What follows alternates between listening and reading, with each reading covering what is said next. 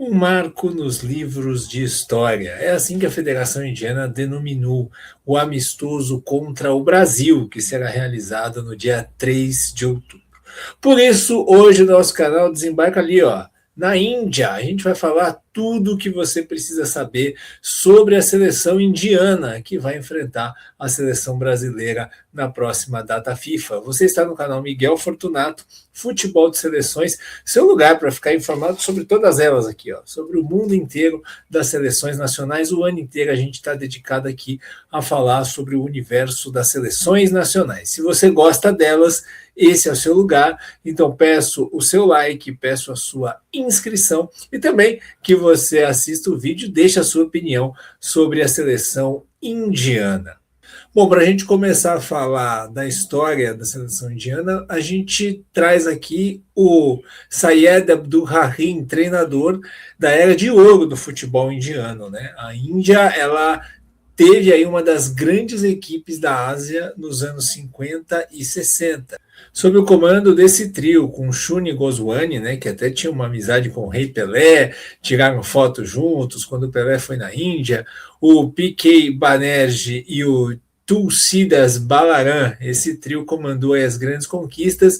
Em 1951, a Índia ganhou os Jogos Asiáticos e foi bicampeã em 62, além de, em 1956, em Melbourne, ter sido quarto lugar nos Jogos Olímpicos no futebol masculino e também ter conseguido, em 1960, o vice-campeonato da Copa da Ásia, perdendo a final para Israel. Então foi uma era de ouro, onde a Índia tinha, sim, força para ser uma potência do futebol masculino na Ásia. A Índia se classificou para a Copa de 50, mas acabou não querendo jogar. Tem muitas teorias sobre isso, né? A questão dos jogadores que jogavam descalços e a FIFA não permitisse, é meio que uma lenda, né?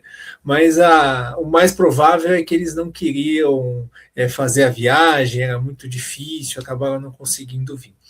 Depois passou aí por um declínio a seleção da Índia, teve alguns destaques aí, alguns bons jogadores que surgiram, né? Teve o Pérola Negra, né, atacante lá, que nos anos 90 foi bom demais. A Índia teve ali seus momentos dentro do cenário, sempre sendo uma potência do sul da Ásia, e teve o seu grande jogador nos anos 2000, que é o Sunil Chhetri. O Chhetri, ele é o quinto maior artilheiro da história do futebol de seleções, né? Ele está empatado com o Lewandowski, com 89 gols oficiais em 142 jogos com a camisa da Índia. O Chhetri, que atualmente tem 42 anos, se aposentou recentemente, né? Tem 95 gols no total, somando todos os jogos, e era o grande nome, o grande talento da história do futebol indiano. E agora a seleção da Índia tem uma lacuna muito grande, porque perdeu o seu grande jogador, né? Imagina uma seleção perder o seu grande jogador da história, que passou muitos anos aí como principal nome, e agora a seleção carece dessa liderança técnica. O técnico da Índia é o Khalid Jamil, ele que nasceu no Kuwait, se naturalizou indiano, e foi jogador da seleção da Índia, né? Agora o Jamil assumiu a condição de treinador em 2025 e é o primeiro treinador nos últimos 12 anos não estrangeiro a treinar a seleção da Índia. A Índia passou por um período de tentar evoluir a sua seleção com técnicos estrangeiros e acabou não conseguindo ter os resultados esperados, né? O último foi o croata, o Igor Stimac, que acabou saindo em 2025. Hoje dá para a gente falar que o principal líder da seleção indiana está no gol. É o Gurpreet Singh Sandhu, goleiro de 34 anos, que assumiu aí a taxa de capitão depois que o Chhetri se aposentou. Ele joga no Bengaluru, que é um dos principais times da Indian Super League, e ele é o jogador atual com mais aparições com a seleção da Índia, 88 jogos, e mais do que isso, ele é o primeiro jogador indiano a jogar um jogo de primeira divisão na Europa, jogando no Stabæk, equipe da Noruega. Ele jogou um jogo ali, né, pela primeira vez, depois jogou um tempo na equipe, né, pela primeira divisão norueguesa, e mais, como o Stabæk estava nos playoffs da Europa League, ele foi o primeiro jogador indiano a poder jogar uma partida válida por uma competição da UEFA. Então é um pioneiro que abriu barreiras aí do futebol indiano, que ainda não foram tão exploradas, mas ele começando aí a pavimentar esse caminho. Bom, outro nome muito experiente é o Sandesh Jhingan, zagueiro de 33 anos, né, que já foi capitão muitas vezes também, 76 jogos com a camisa da seleção indiana, dos Blue Tigers, e ele é um zagueiro aí que é a principal liderança na defesa, jogador ali de força física, de bola aérea, é o principal pilar defensivo da equipe. No ataque, a gente tem o Lali Anzuala Shanti, jogador aí com um sobrenome bem típico da Índia, né? Ele é canhoto, joga do lado direito, né? A seleção da Índia tem 2 pontas de pé trocado, e o Shanti é o principal artilheiro dessa nova geração, né?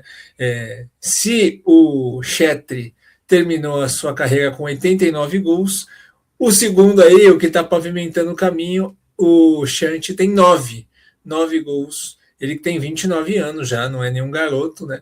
Mas é o principal jogador atualmente ofensivamente da seleção da Índia. E tem outro nome interessante que nem sempre é titular, que é o do Ryan Williams, jogador que nasceu na Austrália e que foi jogar no futebol da Índia e acabou se naturalizando, né? Teve até uma briga muito grande para que a FIFA liberasse o passaporte, ou naturalização, né, melhor dizendo, indiana para ele, para que ele pudesse defender nas eliminatórias para a Copa da Ásia. Ele chegou ali em cima da hora na reta final das eliminatórias. Por falar nisso, a seleção da Índia, ela teve aí um ciclo que não teve os resultados esperados, né?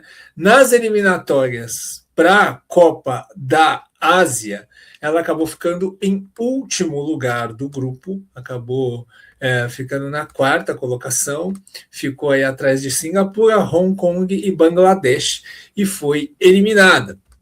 Nas eliminatórias para a Copa do Mundo, a Índia já foi um pouco melhor. Ela chegou perto da vaga para a fase final, né? Estava no grupo com Catar, Kuwait e Afeganistão. Ela ficou a 2 pontos do Kuwait, que ficou com a 2ª colocação, e aí o Kuwait foi para o grupo lá que tinha a Coreia do Sul, que tinha a Jordânia, que tinha o Iraque, enfim, a Índia quase participou, né, mas não conseguiu se classificar, mas chegou um pouco mais perto, né? Então fica para o próximo ciclo para a Índia aí o sonho de voltar à Copa da Ásia, que ela jogou 3 das últimas 4 edições, e essa próxima agora ela não vai jogar, e também de, pelo menos, chegar na fase final das eliminatórias para a Copa do Mundo e tentar ficar mais perto da vaga.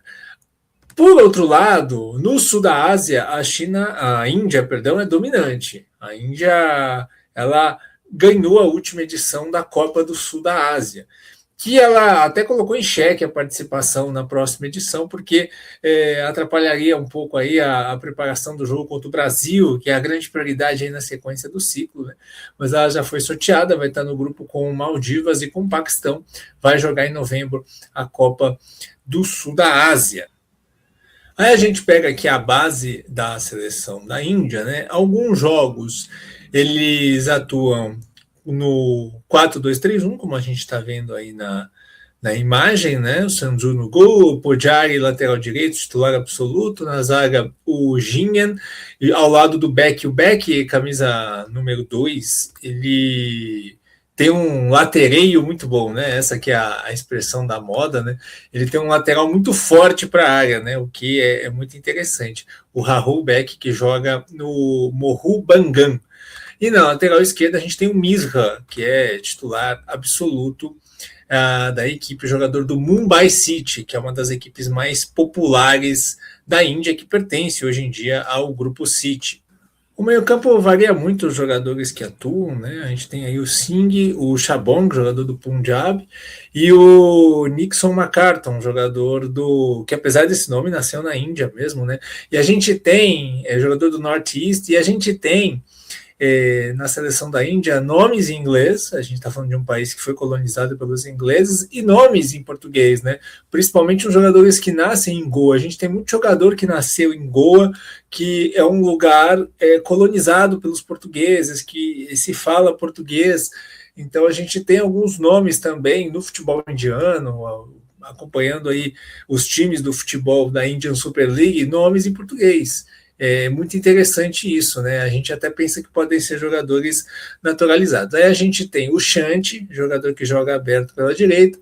Aí na esquerda varia muito, né? Pode ser o Singh, aí que está na imagem, pode ser o Rahan Ali, pode ser vários jogadores aí. Outro jogador que atua muito é o Liston Colaco, jogador também do Mohun Bagan, que é outro ponta de pé trocado, né? Que é um jogador que joga ali pela esquerda e é destro. E aí na frente a gente tem o Edmund Ladirin, que é jogador do East Bengal, que é outro lugar assim, ali na região da Bengala do leste, né? Um lugar que é apaixonado pelo futebol. Lembrando que a Índia não é tão apaixonada assim pelo futebol, então alguns lugares acabam consumindo um pouquinho mais. E esse é o time base da seleção da Índia, né? A Índia, que é conhecida, aí, o apelido da seleção são os Blue Tigers, né? Apesar da Índia ter o segundo uniforme da cor da minha camiseta, aqui, laranja, a camisa número 1 é azul, e o apelido é Blue Tigers porque o tigre é o animal símbolo sagrado nacional da Índia. Cerca de 75% da população mundial de tigres vive na Índia. E cientistas falam que as florestas que os tigres habitam e a defesa delas é fundamental para o ecossistema do planeta, por conta ali dos elementos, ali dos minérios que estão ali, carbono, tudo mais. Então, assim, o tigre é um animal fundamental para a Índia e para o mundo, por isso que ele é homenageado pela seleção de futebol. Bom, e aí a gente chega no palco do jogo, né, do dia 3 de outubro, o Salt Lake Stadium, né, tem esse nome porque o estádio fica numa cidade satélite chamada Salt Lake, na grande Calcutá. Calcutá é uma das principais cidades da Índia, tem aí uma ligação interessante com o Brasil por conta da Madre Teresa de Calcutá, né, que foi aí beatificada, foi um dos grandes nomes aí da Igreja Católica, das pessoas que foram canonizadas no século XX, e ela tem uma relação com o Brasil, visitou o Brasil, teve milagre reconhecido pelo Vaticano aqui no Brasil, enfim, então é um laço grande com a religiosidade brasileira, né? E nesse palco em Calcutá, que a gente está vendo aí, ó, girando na imagem do mapa, esse é o estádio. E tem outra fase legal de relação com o Brasil, né, e com outros países, que foi a Indian Super League. É engraçado que a Indian Super League foi criada para ser um torneio ali de estrelas, com marketing, né? E ela acabou superando a Indian League e se tornou, ela rebaixou a Indian League para ser uma segunda divisão e ela virou a primeira divisão depois, né? Mas a ideia da Indian Super League foi ali, na metade da década passada, trazer estrelas. Então, a Federação Indiana contratou várias estrelas do futebol mundial, ali em final de carreira, né? Não só o Roberto Carlos, como a gente está vendo na imagem, que jogou no Delhi Dynamos, em Nova Delhi, mas também o Anelka, o Del Piero e vários outros jogadores, né? O Zico era técnico do FC Goa, nessa época, e eles draftaram, cada um vai para um time, né? E o campeão dessa temporada foi o Chennaiyin time do Elano e que tinha o Speed Mendonça, né, que atua aí no futebol brasileiro, ele que fez o gol do título dessa temporada de estrelas da Indian Super League, né? No time do Roberto Carlos jogava o Chicão, zagueiro ex-Corinthians também. É uma tentativa de popularização do esporte, lembrando que a Índia tem o cricket como principal esporte do país, tem também outras modalidades ali que estão à frente do futebol. O futebol vai buscando ganhar mais notoriedade na Índia e certamente esse amistoso contra o Brasil vai ser muito interessante. Certo, gente? O que você achou da seleção da Índia, sobre as curiosidades que eu trouxe aqui? Quero saber a opinião de vocês nos comentários. Um grande abraço e até o próximo vídeo.